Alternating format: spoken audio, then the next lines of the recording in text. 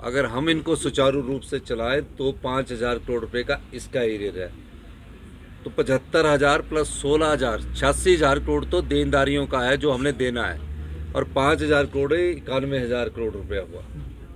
तो ये तो सत्य है। अब जब हमने मुख्यमंत्री का पद संभाला तो हमने उस सारी चीज़ का आकलन किया। ये झूठ बोला है इन्होंने, लोगों को ठगा है। ये ठग की सरकार थी पिछली, जो ठग गए। एरियर दिया नहीं, 6th पे कमीशन लागू कर दिया। डीए दिया नहीं, डीए अनाउंस कर दिया। ऐसा होता है कभी कि 6th पे कमीशन लागू कर दिया और एरियर दिया ही नहीं, कि अगला 6th पे कमीशन है। डीए अनाउंस कर दिया, डीए दिया ही नहीं। हमने तो ओपीएस वाले कर्मचारियों को और अधिकारियों को पहले इंतजाम किया, ये जानकर इंतजाम किया कि हमारा 8,000 करोड़ केंद्र सरकार से हमें नहीं मिल रहा है। उसके बाद हमने ओपीएस को बहाल किया, और आज हम सरकारी कर्मचारियों को ये जो कह रहे कि इंतज़ार है, हमारा इंतज़ार नहीं, हमने तो लागू कर दिया। जो सरकारी कर्मचारी और अधिकारी है उन्हें ओपीएस की बहाली की, बजट का प्रोविज़न करके। और हमने जो 10 गारंटियाँ दी उसमें से 9 गारंटियाँ रह गई है।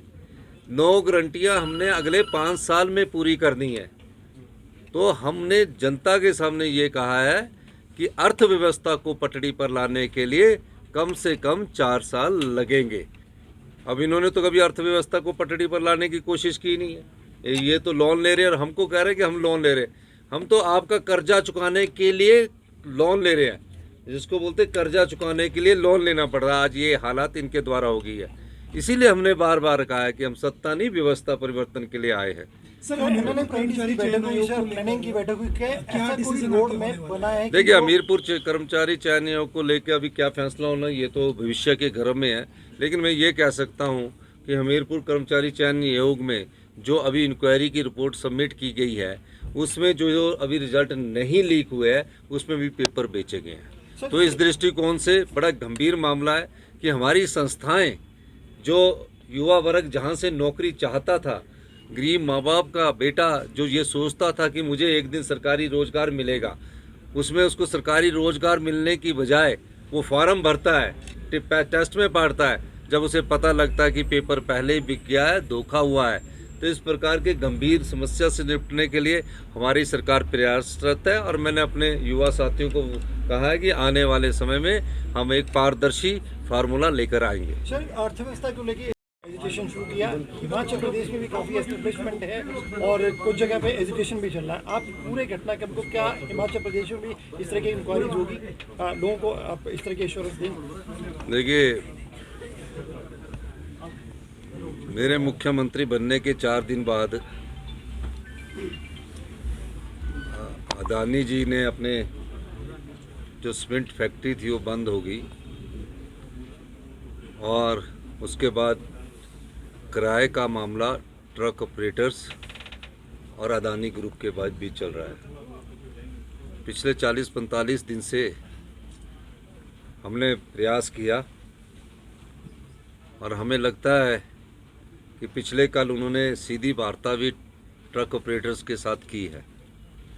वो हमारा ही दबाव था कि वो सीधे तौर पर वार्ता करने के लिए तैयार हुए, और सरकार ने भी ये कहा है कि हम हिमाचल प्रदेश के जो ट्रक ऑपरेटर्स हैं उनके हितों को नुकसान नहीं पहुंचने देंगे।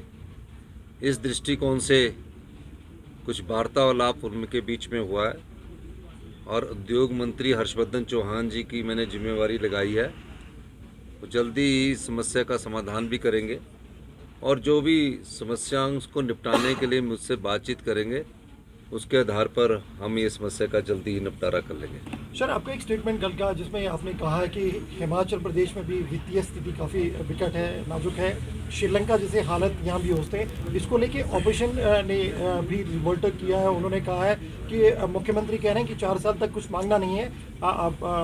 जो सेंट्रल मिनिस्टर अनुराग ठाकुर, उन्होंने कहा है कि 5 साल में तो ऐसे भी चुनाव हो जाते हैं। How you take this? नहीं, मैंने ये नहीं कहा कि 4 साल तक कुछ मांगना नहीं। मैंने कहा कि इस अर्थव्यवस्था को ठीक करने में 4 साल लग जाएंगे, ठीक करने में। और इसमें कौन सी गलत बात कही है? आंकड़े हैं। आप सबको आरटीआई डाल देनी चाहिए, सूचना का अधिकार लेना चाहिए, डाल देना चाहिए।